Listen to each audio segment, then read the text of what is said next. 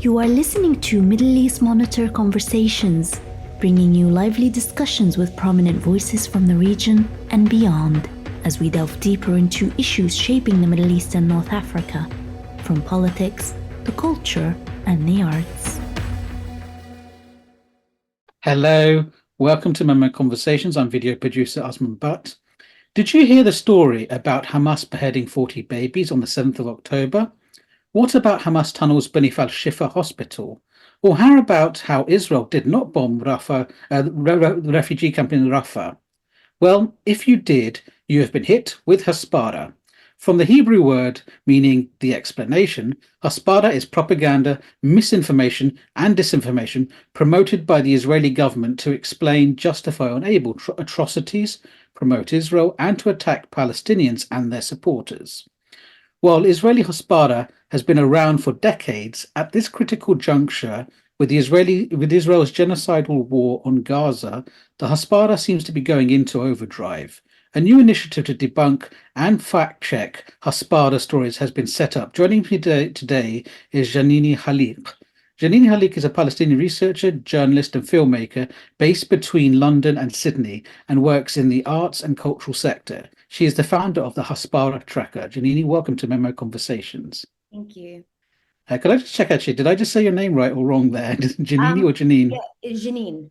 Jennine, okay.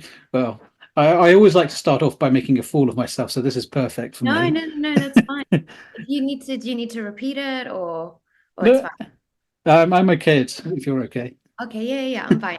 Sorry, we are recording, I guess. Yeah, no worries. It's No. fine. The audience loves it. So, Jennine, I wonder if we could sort of start by talking about you personally. I mean, before we sort of get back to, your sort of story, could you perhaps tell us what the last 8 months has been like for you? Yeah, I mean, so I'm Palestinian and both my parents are Palestinian. My parents were both stateless. My father was born in a refugee camp in Lebanon. And so we've always been, quite fragmented and all over the place in terms of our family. We ended up in Australia. And so there's always been obviously a strong connection to Palestine, but also that forced systemic kind of distance imposed upon by the Israeli state. And I've been really feeling that in the last 8 months, this feeling of sort of helplessness. I think I can speak for a lot of people. It's just been like horrendous, and it's been difficult to be able to watch on and try and organize and campaign and go out to protests and do what you sort of can do, whatever sort of humanly possible, within the confines that are against us, I guess. Yeah, it's been difficult. I think the Nakba never ended. However, what we have been witnessing is sort of unprecedented in Gaza, and it's just been, it's been for all Palestinians, for a lot of people, but I think for Palestinians in particular, just I feel like there aren't any words to sort of describe what's been going on. It's heart-wrenching, truly, every day. And as I was saying before this, I've just been submersed in the news. Really, it's my life, because it feels wrong in a way to even look away for a moment, while Palestinians in Gaza are facing this genocide. Indeed. And it's been obviously for many Palestinians, they've described this time as being, on the one hand, one of the most horrific. I mean, and it is, if we look at the sort of, if we break it down according to the humanitarian aspect, for example, in terms of the impact on Gaza itself, by far this metric is the worst, in Palestinian history. It's even surpassed the Nakba in terms of death tolls, displacement, and even famine, which, is going to be even worse when that sort of hit. Well, it is already hitting, but I don't think people fully realize just how bad famine is going to be. So this is, objectively speaking, from a humanitarian point of view, one of the worst periods. But it is also, for many, there's also a lot of light in this period in that there has been a lot of solidarity with Palestine now, which is something which in 1948 they wouldn't have felt. So there's also a sort of, more of a, there's also a positive side to this, or minor positive side, but still a positive side, hasn't there been? How do you sort of feel and react when you see non-Palestinians showing that kind of solidarity? I have quite mixed feelings about it. Of course, it's always great to sort of see this sense of solidarity and awakening. But it's also frustrating in the sense that, Palestinians have been talking about this and, essentially screaming into the abyss about this for so long. And it's precisely the lengths that sort of the Israeli state has gone to. I mean, this is just, in a sense, the logical conclusion, right, to how the Israeli state operates. And if only people listened earlier, if only people actually believed Palestinian testimony, if only people condemned the Israeli state long before this, it may have, I'm not sure, but it may have prevented something as devastating as this. So it's sort of, it's sad to think that the solidarity that we're seeing is sort of being paid for with the blood of Palestinians in Gaza. How many people, how many more need to be butchered for people to stand on the right side of history? So I think it's been quite bittersweet, really. It's great to see this sense of kind of universal solidarity from the people, the student encampments, the protest movements, and sort of those small kind of BDS wins. But it still feels so, I mean, the bombs haven't stopped despite it all, despite this sense of coming togetherness and this condemnation. We're still here. And so there is a strong feeling of sort of helplessness. It's like, even if the truth is out there, even if people are awakened to sort of the question of Palestine, where does that leave us still materially? And I'm sure maybe we'll be seeing kind of like the quote unquote benefits of that in years to come. I no occupation lasts. It really doesn't. But I think the question now is like, at what cost? At what cost? What's the price? Indeed. And so I want to sort of bring this back to, because obviously you grew up in Australia, and I'm sort of wondering now, as somebody who's Palestinian growing up in Australia, what was it like to sort of grow up in Australia as a Palestinian and a Palestinian woman within that society, and how the society reacts towards Palestinians, the Palestinian cause, and things connected to that? Yeah, I mean, so in Australia, it's Australia is a settler colony in and of itself. And so it's a state that refuses to even really reckon with its existence and how it came to be incepted.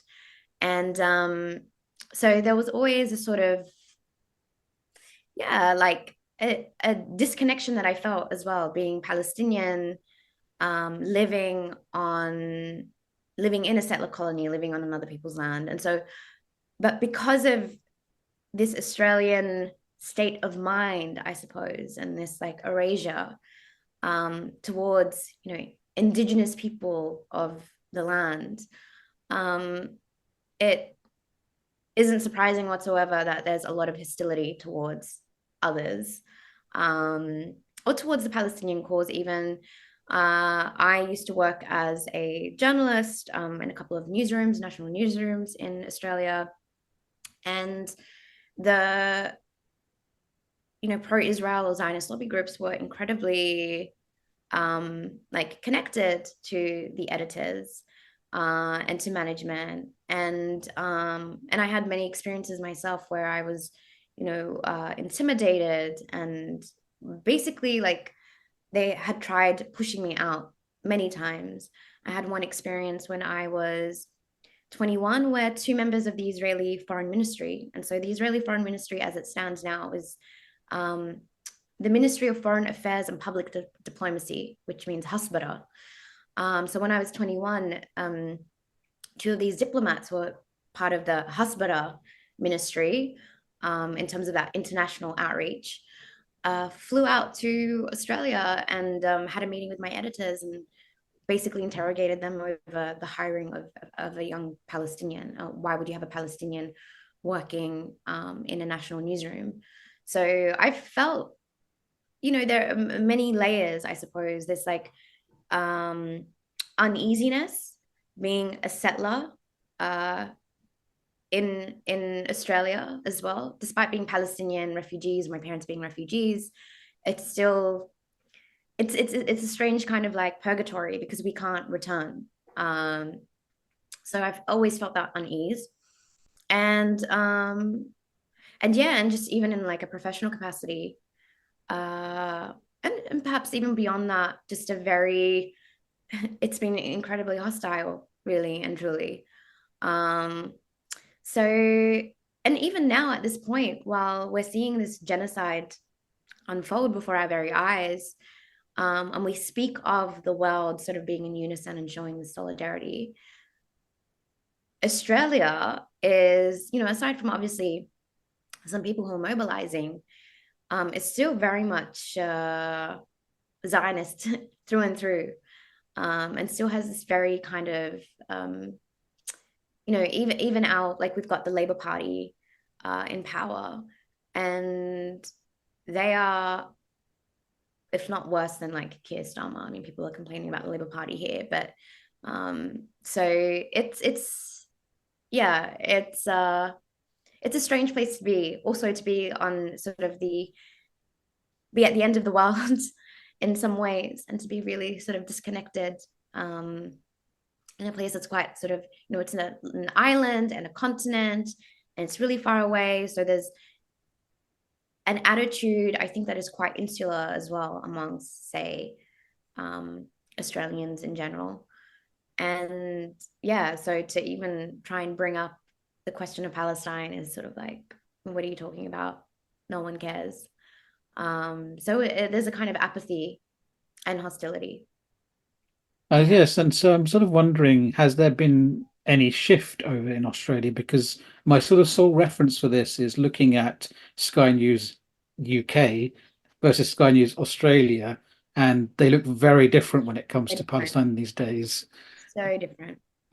Yeah, I was shocked actually when I came here as well, that like Sky News here was engaging in some kind of journalism or journalistic practice, whereas Sky News in Australia is just like a right-wing conservative like mouthpiece.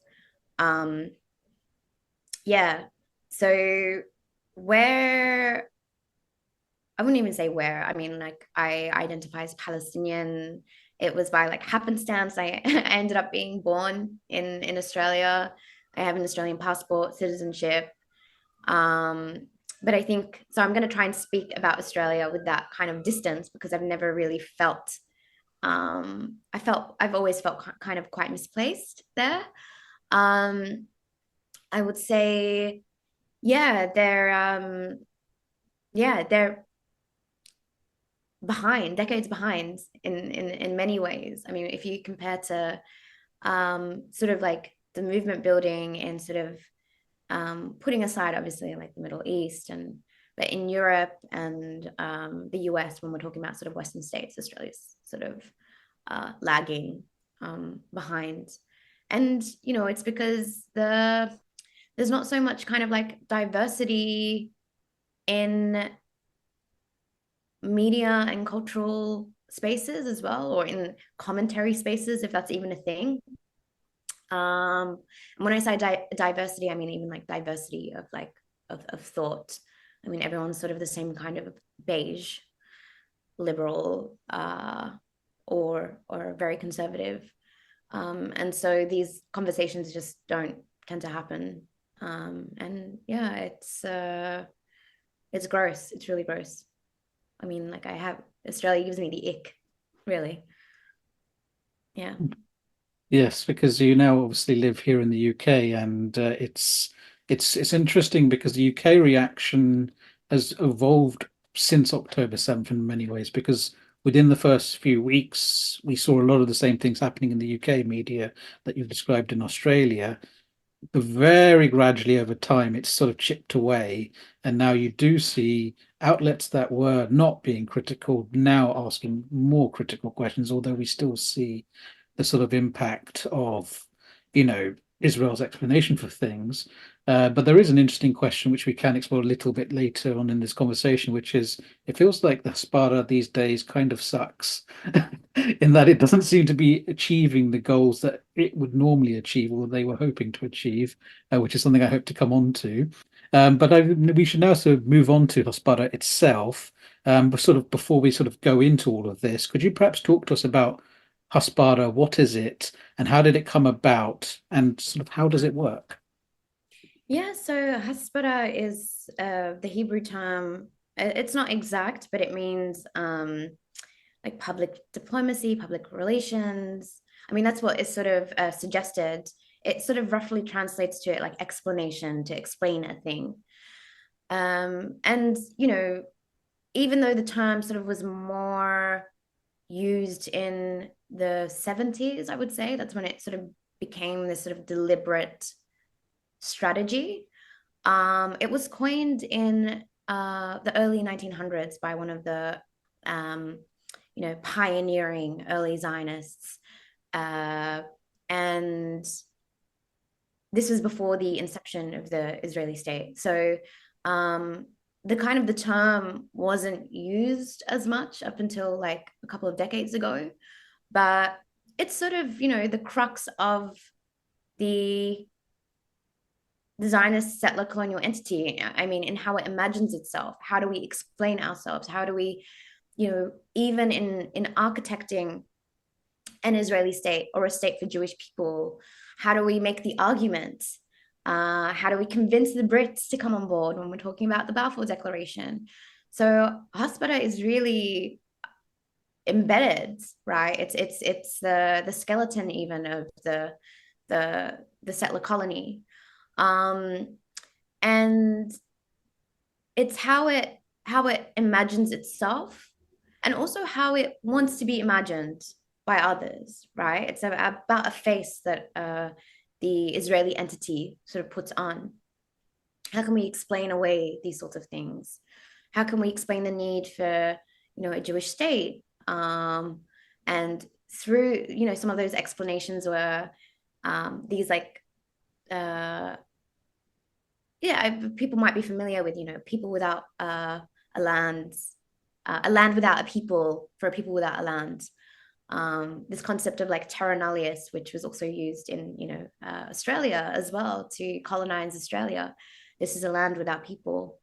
So these things are, really part of the story of Zionism, the story of the Israeli state. And so it's not just, so with Hasbara Tracker in particular, we're focusing on claims that the Israeli state makes in terms of like press releases or what it says to media outlets. So these are kind of like sub-Hasbarist elements. But beneath all of that is the central kind of essence of bullshit, really. Am I allowed to say that? Oh, you just did so.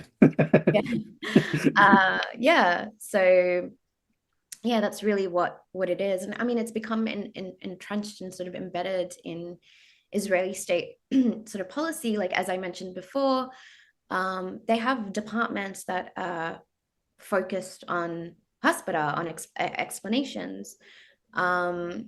So and that doesn't necessarily mean like somebody posits a question and there's an answer to be explained. It's also quite like proactive, and it comes through in like the in art washing, in facilitating like events, like come and see this Israeli dance, company at this, or taking politicians or journalists or people in different industries from like healthcare, tech, whatever it may be, on these propaganda tours, on these junkets, like all expenses paid. So that is, they're already, this is again, it's part of their storytelling. And so we're seeing where like drowning in Hasbara. My entire life, and I was talking to a friend about this before, and I had mentioned even this interview. I'm like, what is Hasbara really? And she said something like, your whole life has been Hasbara. Like, really, just even like having to affirm myself as a Palestinian has been fighting against these narratives. I can't breathe without like Hasbara, right? I can't even exist as a Palestinian without being told that, we're anti-Semitic and we're barbaric and we're all sorts of things. I mean, they keep telling these stories about themselves and about us. And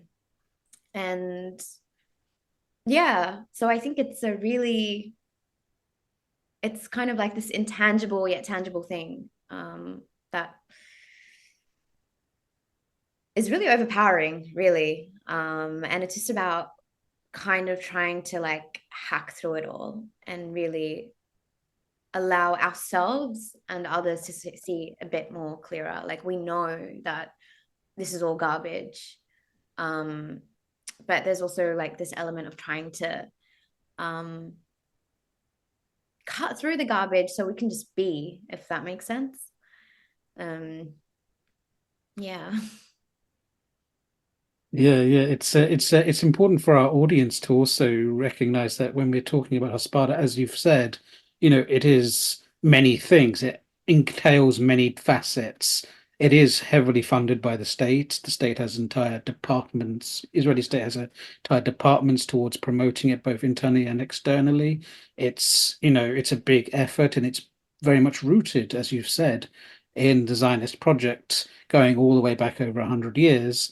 And a lot of the talking points we see being used today in media outlets tend to reflect that Hasbara, doesn't it? I mean, for example, when we start hearing sort of someone ask about, well, what about, what Israel has done in Gaza? What about Palestinian lives?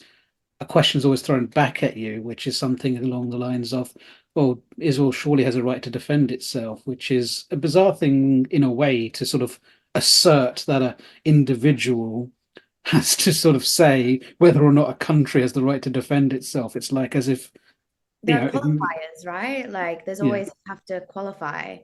Um, and I mean, yeah, I mean, this is what happens on sort of like a microcosmic level, like just in conversations that you might have with people who are Zionists or just like on campus as well. I mean, there are manuals, they do have handbooks that they are taught. I mean, there are Hasbara fellowships. I mean, this is like an entire kind of industry as well. But yeah, like there's a lot of I think like semantic gymnastics that happens as well.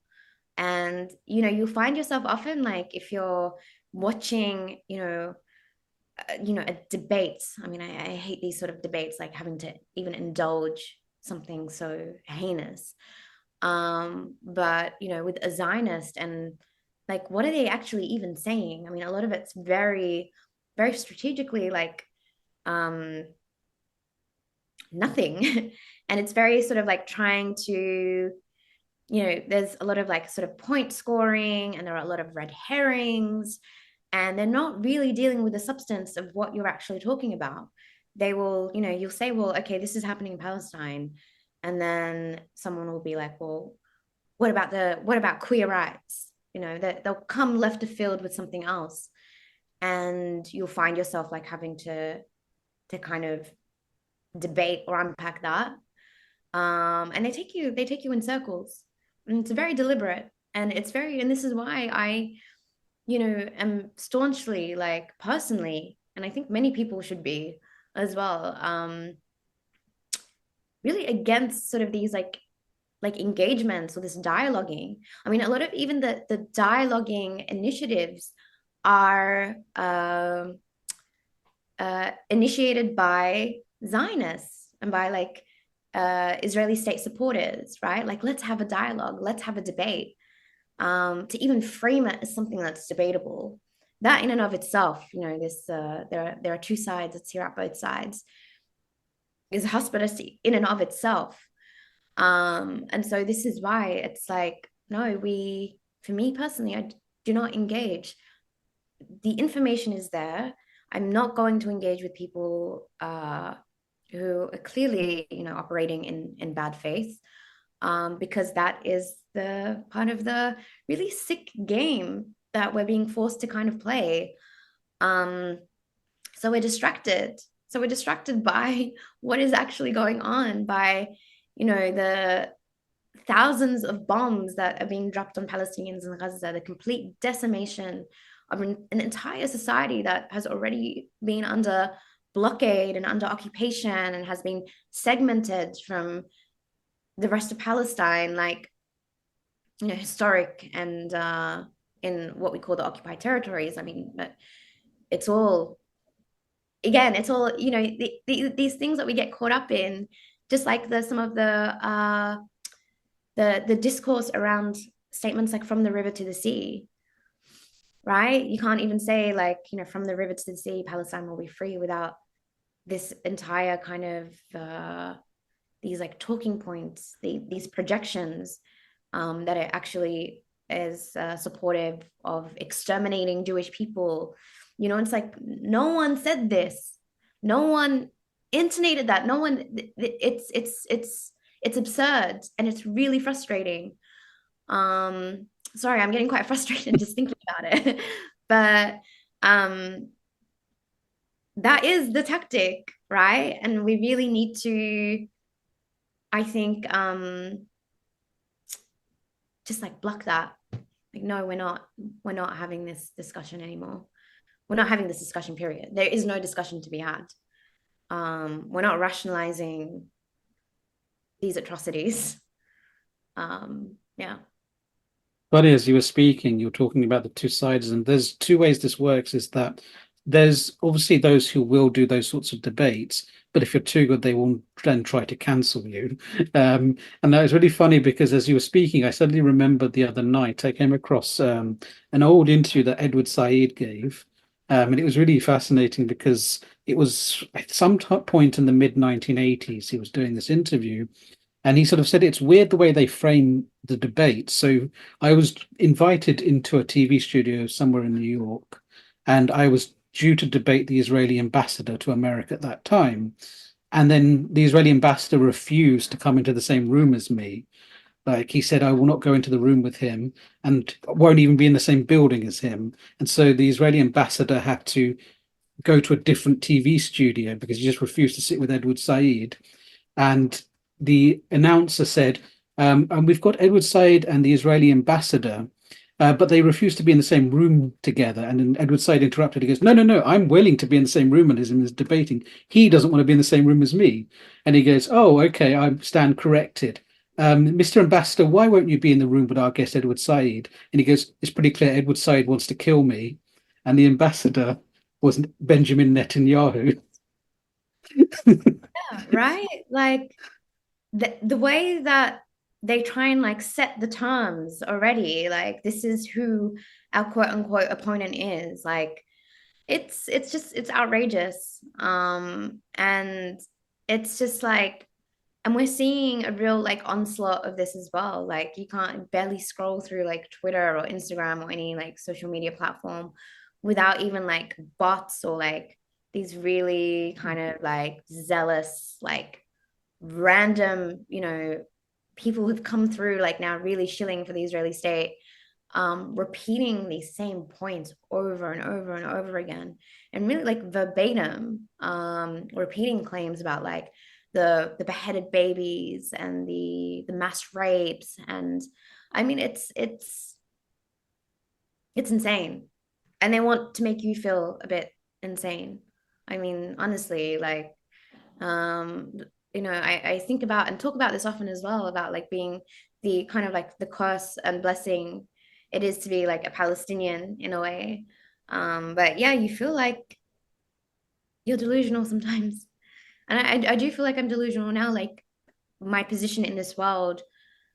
I mean, us having this conversation while this is happening in Gaza right now, and you have um the US now like passing some bill or motion in the House to sanction the ICJ as well. It's just like it's surreal, really. Like, so yeah, Yeah. that might also answer your question from earlier. Like, what has it been like the past 8 months? Really and truly, mind-boggling. Yeah. Yeah, this is obviously, I mean, it's very hard for people in Palestine right now. And this is always the thing we have to keep coming back to, even as we talk about Hasbara. This is the real world impact of all of that. Because you see, when we talk a lot about online discourses or media discourses, sometimes there's a very real world impact to that. Other times there isn't. A lot of the time, stuff online or on media is manufactured, you know, and it's not actually an issue most people are dealing with. But here we are actually talking about an issue that is impacting people's lives directly. So, with that in mind, could you perhaps tell us a bit about the Hasbara Tracker, or the kind of work you're actually doing right now, and how you sort of operate? Yeah, so I'd start with saying that. So Hasbara Tracker came out of this, like, again, I would say the sense of like absurdity and like confusion at witnessing and seeing like the endless disinformation and these claims. And there was no like repository anywhere. You would see something like someone would be like, here's a Twitter thread, like they noticed something, or on Instagram, a couple of slides like pointing out that something is like, garbage. And with the amount of news and the information coming, from Gaza, like on the ground, along with the disinformation campaign that we've been witnessing, it was just like, where do we even begin? Like, even looking for like a story or looking for information about a certain incident, like it became really hard to even like find even the source of like a claim. Like, where did this claim even come from? Like, who is saying this and how did it spread? And so I really just wanted to create like a database of some sorts, some sort of central repository.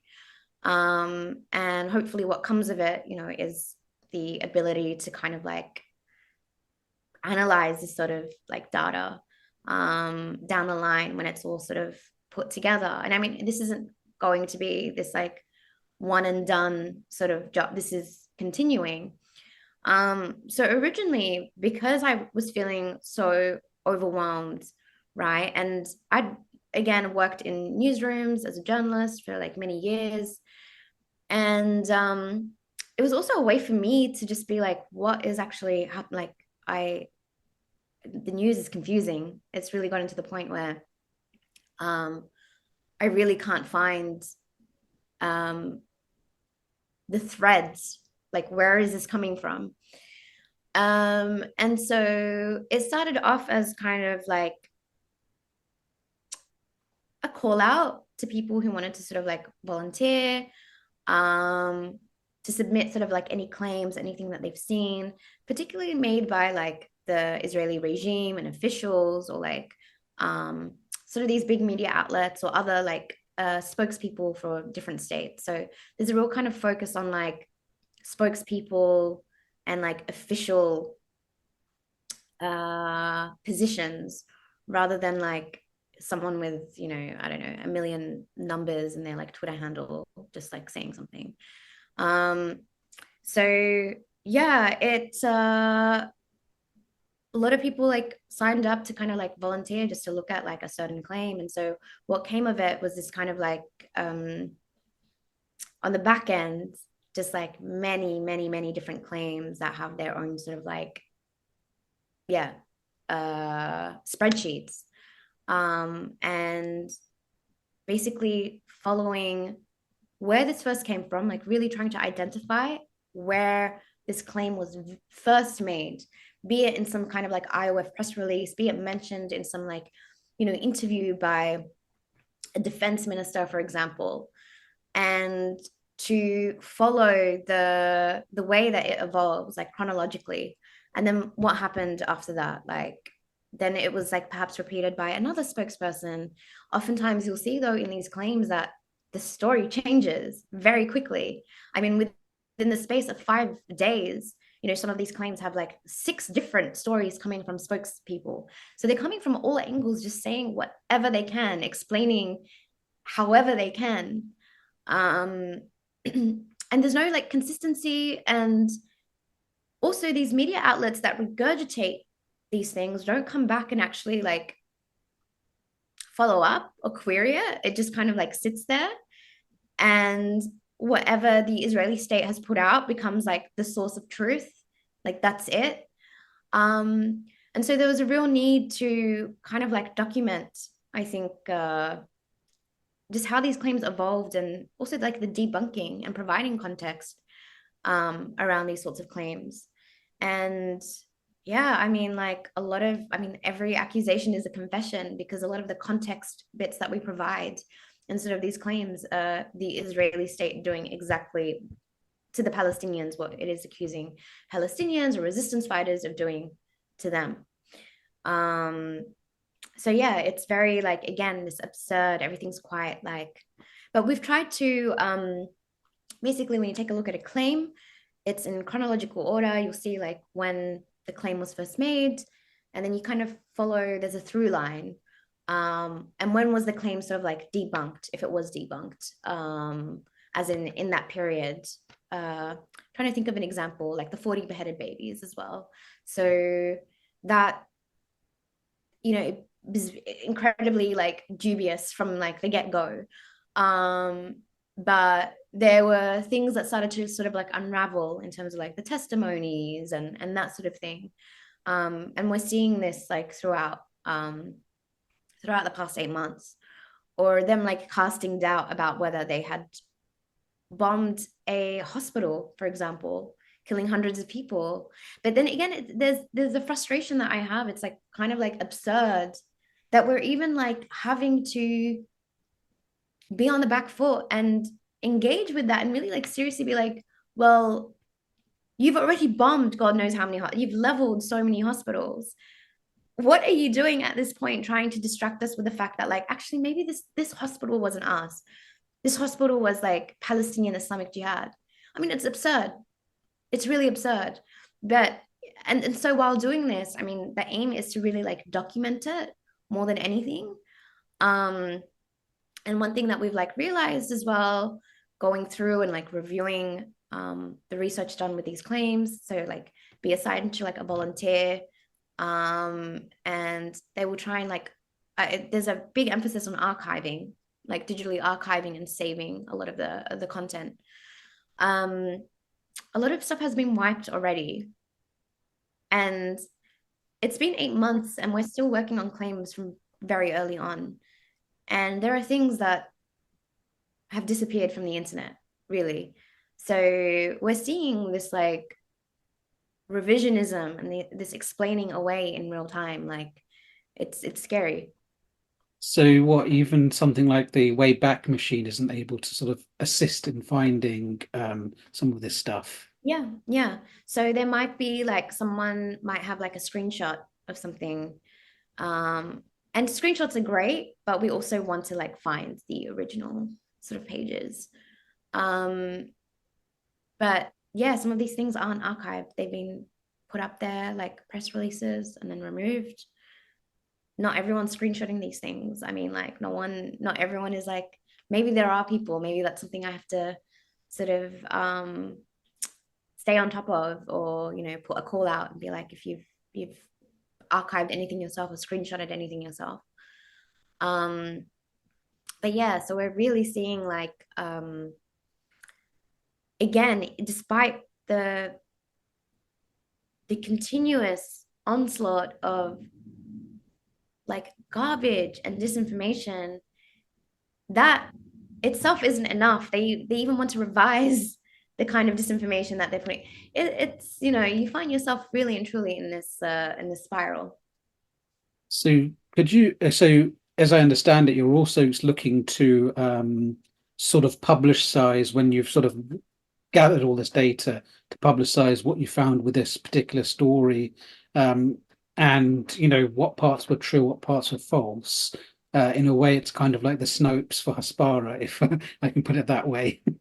Yeah. But I think the what I really wanted was for it not to just kind of be like, like a Reuters fact check kind of thing where it's like an article in a way, where it's just like, well, this was said and this is like hyperlinked to something. And I want this, and I hope it is, for people who've like gone and taken a look at what's up there already, to be really methodical and to be really sort of like unpacked. Like, we are going to hold your hand through this and really unpack every single element, because it needs to sit.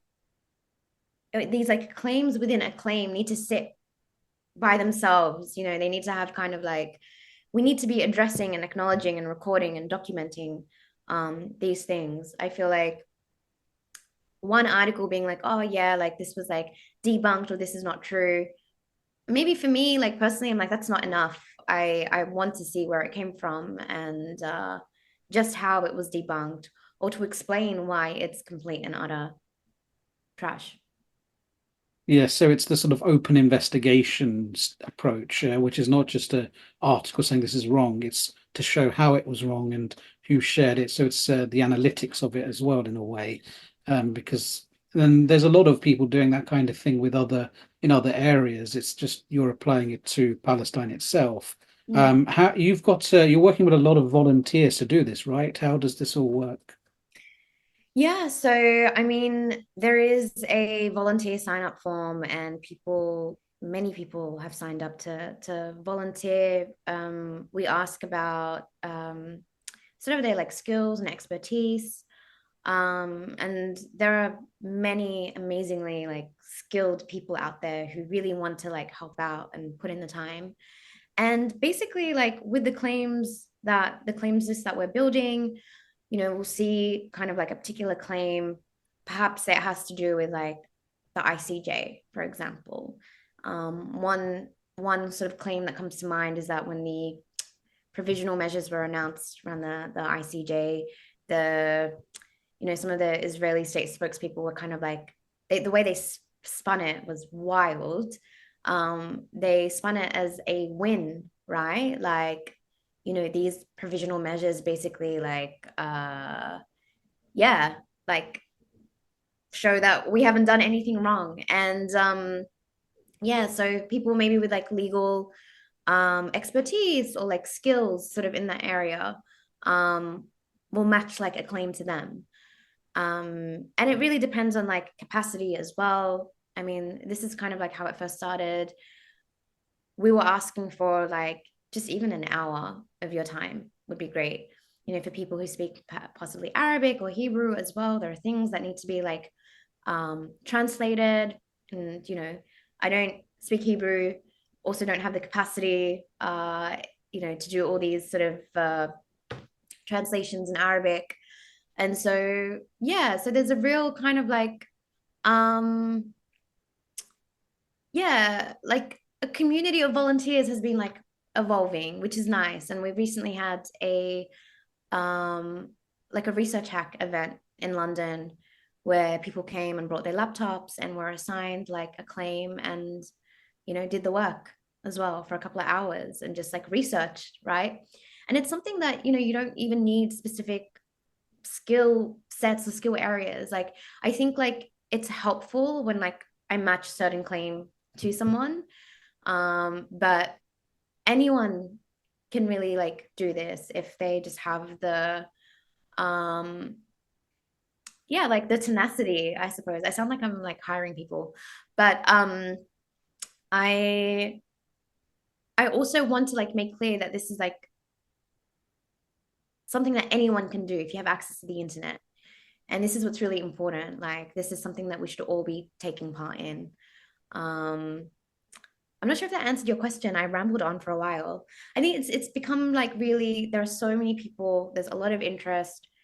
Um, I'm in a position where I'm trying to figure out how to like just like administratively like even manage that, because this started off as like I did not expect the amount of like volunteers or even like the amount of like interest in this really, which has been like heartening, right? Because I feel like this is like direct action in a different way. Yes, it's interesting. Yes, you did answer my question, which was about your reliance on volunteers. Yeah. So I wonder if we can talk a little bit about some of the claims you're sort of tracking. I mean, you've mentioned a little bit the ICJ one, but there's been others as well, hasn't there? So I'm wondering, what sort of claims and what are you sort of finding about them? What are your findings of them? So, I mean, like we have like a backlog of many claims right now, but if you take a look at the website, we have claims that have been sort of like researched, contextualized, debunked. Um, Basically, like again, anything that the Israeli state or its spokespeople, its ambassadors have put out, um, and which then, spreads, or something that's already kind of like spread by like some no name, like again, million numbers in their Twitter handle is being amplified even by Israeli state like spokespeople and supporters. Um, so that might come through like it could be something as simple as like a post on Twitter or X, or something that's suddenly being pushed by a couple of media outlets. So oftentimes that might start because an IOF spokesperson like commented directly to say like a reporter or a journalist at one outlet, and then it becomes kind of like fact. It becomes factualized in the fact that it's like published by an outlet and that gets picked up on. Something that's written by like the wires, like Reuters or AP, for example, spreads like wildfire. And so what was your question again? I think like So it's examples you're giving us of stuff that you're yeah, tracking in stores and yeah. what you found. So, for example, there was one that, it was quite interesting. Like it was over maybe like a week where the Israeli state and then like Netanyahu himself did these interviews where they like mentioned it wasn't even like the kind of the entire like subject that they were talking about. It was a mention and it came up a few times. It was sort of like a side note or a sidebar that the Israeli state offered fuel, that IOF offered fuel to Al-Shifa Hospital, and that was refused by Hamas. And then this became this entire thing. And then the narrative was that like Hamas is not allowing like, the benevolent, Israeli occupation soldiers to hand over this the fuel to Al-Shifa Hospital, which was like on its last legs. And really just like interrogating that. And the truth is that the hospital was like, this is a pitiful amount of fuel. Like, this is really just like a PR exercise for you. But we're not saying no. We just want it to be given to us by, like, we need a third party, like, get the Red Cross involved to hand it to us. We're not going to risk sending out our staff, our doctors, our nurses, our people, because you are shooting and sniping at people outside of Al-Shifa Hospital. But then from that, they had taken, and the thing is, this wasn't reported in English media whatsoever. It was reported in Arabic media, like Arabic journalists would be asking, like, this is what the Western media is reporting, like, what is actually happening here? And so yeah, there are a lot of things that people just aren't really privy to, and they're not going to. And if you look it up now, like there's no follow-up kind of like story, or like there's no follow-up at all. If you're just like the average Joe who's kind of like Googling and trying to find out something, you know, some news piece, you're going to walk away thinking like, yeah, IOF and the Israeli entity offered fuel to this hospital, and Hamas said no, and the hospital didn't want it, and they are in fact to blame for, you know, what's happening to them. Again, it's this way of like blaming Palestinians for what's being done to them by their oppressors. So these are sort of the things that have like emerged, right? And they become part of this, like, again, part of the broader narrative that like the Palestinian resistance is like sabotaging sort of humanitarian efforts. I mean, and we saw the stuff around like UNRWA as well, and that UNRWA is infiltrated by like Hamas. So even these little like side bars, or these like comments within like interviews here and there, help to um concrete kind of like these bigger narratives that they're really pushing down everyone's throat around like the genocide, or what they would call, you know, their like military operations, or a quote unquote war. Yeah. Yes, indeed. And do you feel then that there's been a distinct difference in how Hasbara either is disseminated, or just a difference in the general sort of narratives coming out since October 7th, from, say, before?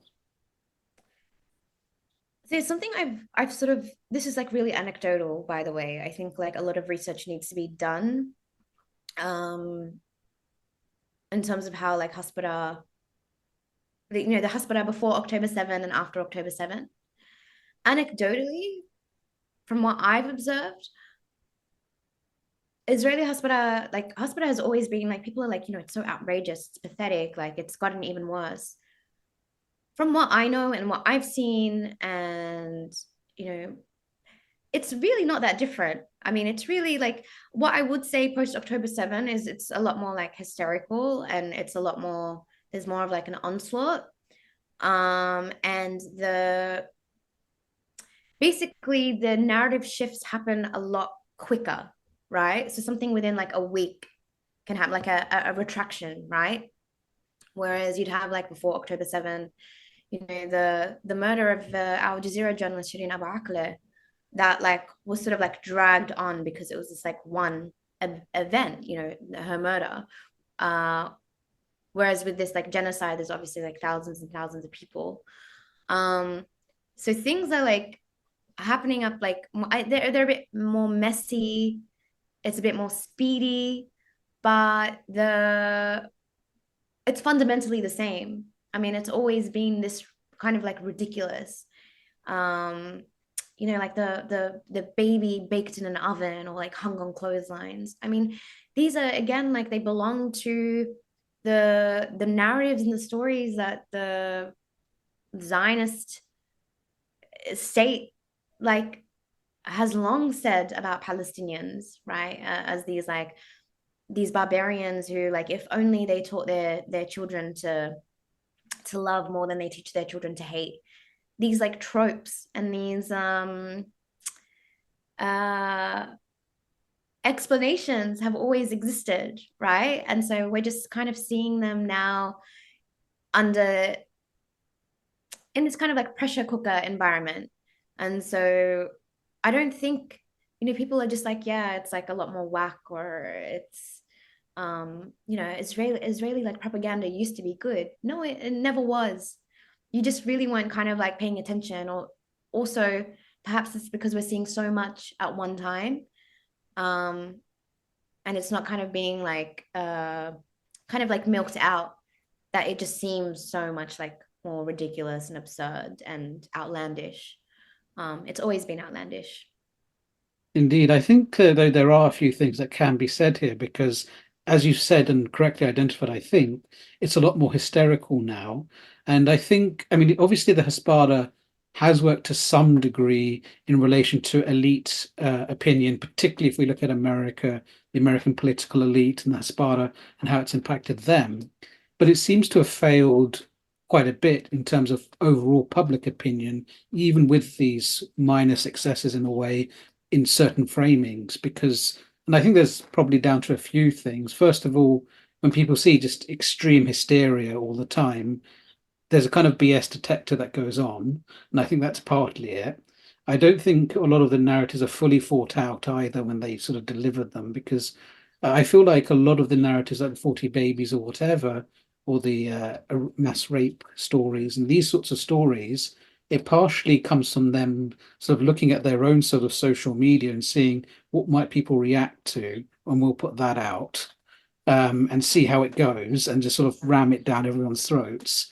And I also think, because you see that, with the mass protests you've had across US campuses, you see all of that from that perspective has kind of backfired in a way. And you do sort of wonder whether it's, the images of students being taken away by police officers and professors, that's going to sit in the minds of a lot of Americans when they think about this period. Um, and also, I think it gets offset by the statements they give because they just so crazily say things in the media quite openly. Oh, we're going to wipe out all Palestinians. Or Ben Gvir the other day, we're going to wipe out Lebanon. You just like the entire Hasbara is offset by the fact that their politicians just talk in this very open way, and it's now being translated and shared on media. Yeah, yeah. I mean, like one thing that comes to mind in terms of just like when we're talking about how like sort of hysterical it is, and maybe there's like a, it's like let's just put whatever is out there, right? Like I think it's because there's an element of like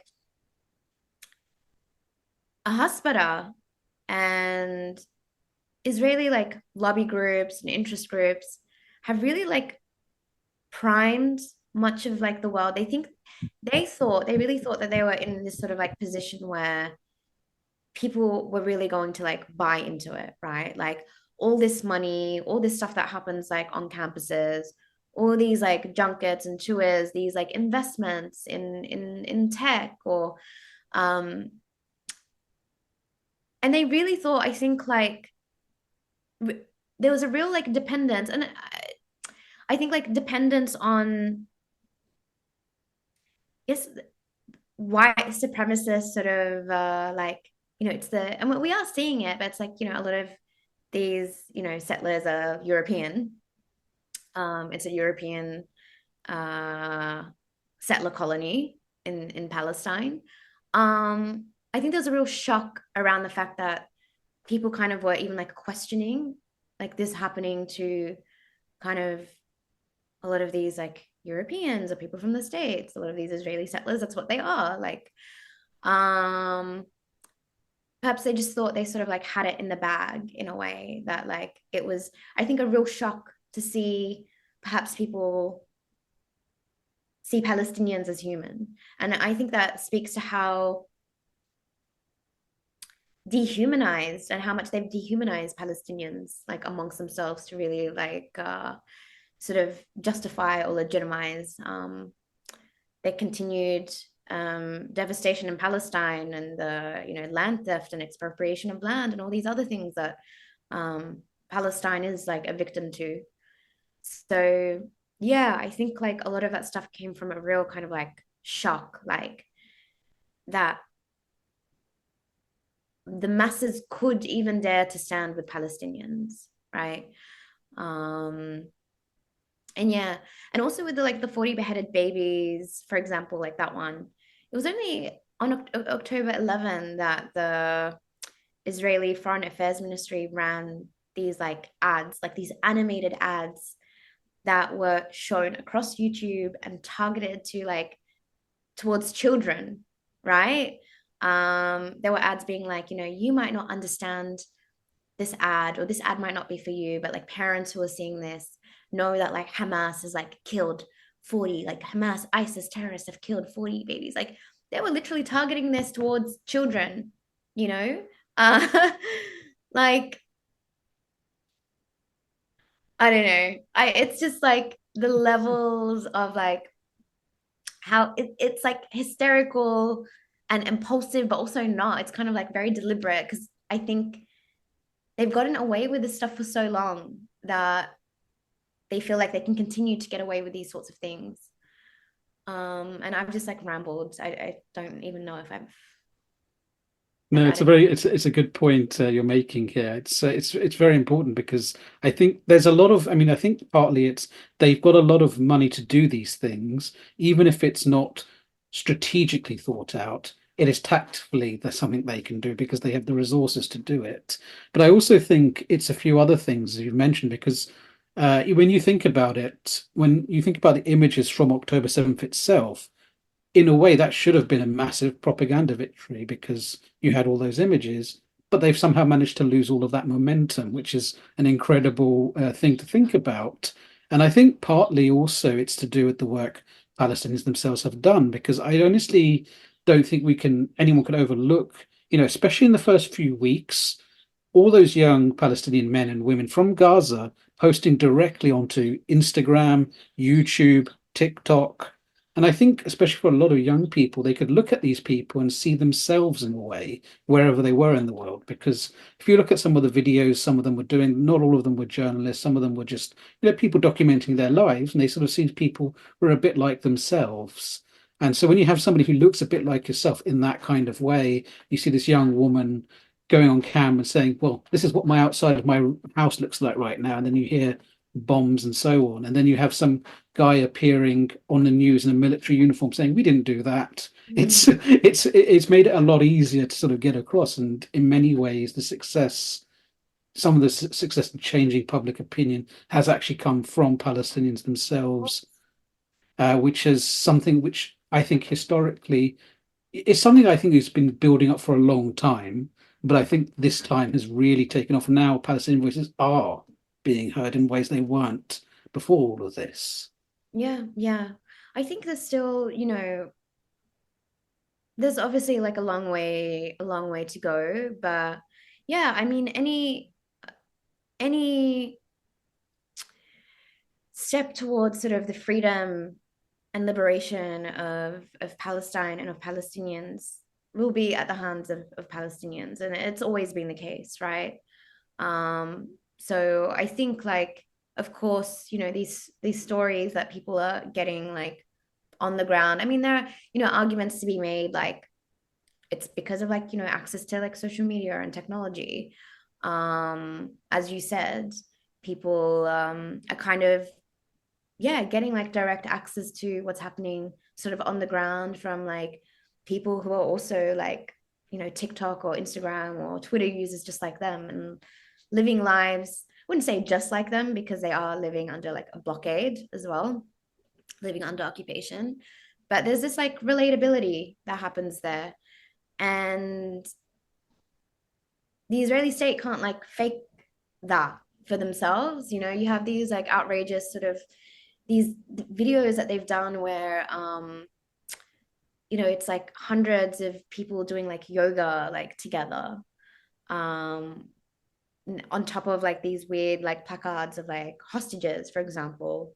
Or like there was another one where some like bold Israeli like DJ was DJing to like no one, but it was like meant to be, they had like these placards up. Like it's just everything is so performative and so theatrical and so like, and it's like, well, no, these are like Palestinians, like you can hear directly from Palestinians and you can get these stories. The same can't be said for like a lot of these Israeli settlers. I mean, they serve with the occupation forces. They are Israel. They are the state, right? Like, so yeah, I think like no matter what, I mean, what's it saying? What's it saying? Like you can't shine a piece of shit or something like that. Like you can't, I don't know. Polish a turd. Right. That you might have to edit that one out, I'm not sure. But you can't, right? Like the truth will always be there, and no matter the amount of like mental gymnastics we're being subjected to as well. Like, it's there. But unfortunately, the thing is, and as I was saying earlier, it's like, while there has been a shift in this like public opinion, we're still not seeing any kind of like immediacy in it, like in the stopping of the bombs, the end of this genocide, like a ceasefire. And that's what's scary, because people might be like, yeah, well, things are changing, it's great, like, and we might see like the benefits in like a couple of years. These things take time, but what does that matter to the child in Gaza? It's again, like, the ultimate sacrifice is being made by like the martyrs in Palestine. Indeed. And so my last sort of question I want to throw at you is, as a Palestinian, what is your hope for the future? What do you see as the future being, and what is your sort of hope for it in regards to what happens for Palestine? Yeah, I mean, I really hope for a liberated Palestine from, the Jordan River to the Mediterranean Sea. And that means like the right of return of Palestinians, including, my family members who still, some of them who still live in refugee camps, and are stateless. And, that would probably look like one state, one democratic state for Palestinians and Jews, right? And for the settlers who don't like that, who don't like the idea of like equality or democracy, and would love to, still want like some kind of ethno state, like, it's not for you. Go, like, you figure yourself out. Like, and for those who are okay with living with indigenous Palestinians under a democratic one Palestinian state, Palestinians are the majority, then, ahla wa sahla, like, welcome. But yeah, I mean, I don't know. I go through periods where I feel like, I hope that we can realize this, but will we? I'm not sure. It's a really hard one as well. Like, how do we expect Palestinians who've, been through over 7 decades of this stuff, even if it's at like a quote unquote smaller scale, but with the military occupation, and how do we even begin to like coexist with our oppressors, the gatekeepers, the occupier. So yeah, I think, like, for me personally, like, I dream of just like, I want to be, so my family is originally from my dad's side, my paternal, my grandfather's side, Alma, which is a village in Safad, in the north of Palestine, in Al-Jalil, in the Galilee. And it's so beautiful. I mean, I've seen like photos of like Safad. I've been up to Palestine 48. I've been to like emigrated, and it's an area that's sort of just under like the south of Lebanon. And I don't know, I just keep like going back and thinking to like that, and just being there and being able to, I don't know, go on a hike there, or yeah, to be there. That would really be great, really be beautiful, that's the hope. Yeah. It was a very lovely description you just gave us there. And it's interesting when you're talking about there being sort of one state and people saying, well, how is that even possible? But it's interesting to me because obviously minus the democracy part, in a sense, because that would be the new bit.